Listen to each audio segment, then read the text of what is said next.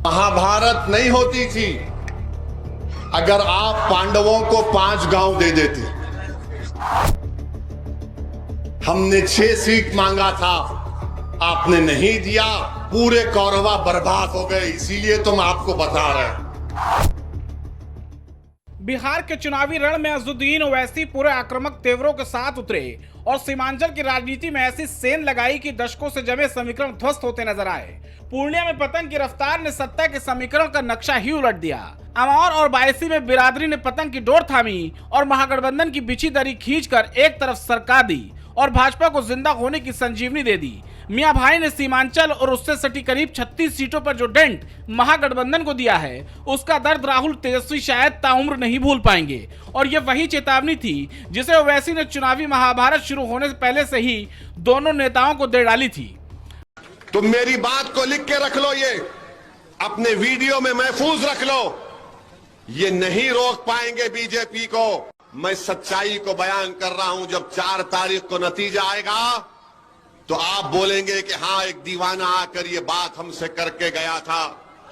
गठबंधन से किनारा किए बैठे अज़ुद्दीन ओवैसी ने बिहार की सियासत में ऐसे पंजे गाड़े कि 5 सीटों पर पतंग सिर्फ नहीं फैरी बल्कि पूरी चुनावी हवा का रुख ही मोड़ दिया। नतीजे आते ही ओवैसी ने अखिलेश यादव पर ऐसा वार किया जिसे शायद विपक्ष को समझना चाहिए। उन्होंने साफ कहा कि हार का बोझ ईवीएम पर लादने और बहानेबाजी का गठरी ढोने से बेहतर है कि अपनी कमजोरियां पहचानना। अफसोस की बात है कि मेरी बात जो मैंने करा था वो सच हो गई, जिसका खदशा था मेरे को। तो अब ये उनको सोचना है कि क्यों वो लोग बीजेपी को नहीं रोक पा रहे।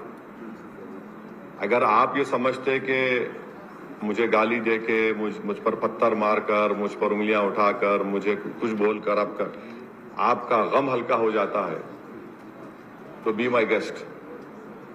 मगर अगर आप वाकई में कुछ कोर्स करेक्शन करना चाह रहे, अब जैसा मैं सुना अखिलेश यादव का स्टेटमेंट आया, उन्होंने बोले एसआईआर की वजह से। कब तक आप एसआईआर ईवीएम के ऊपर बकवास बात करेंगे?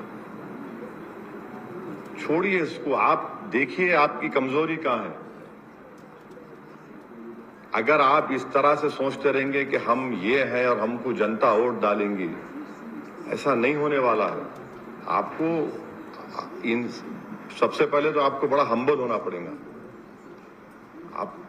अगर आप ये समझेंगे कि हम राजा हैं और वोटर हमारी प्रजा है तो वो जमाना खत्म हो गया।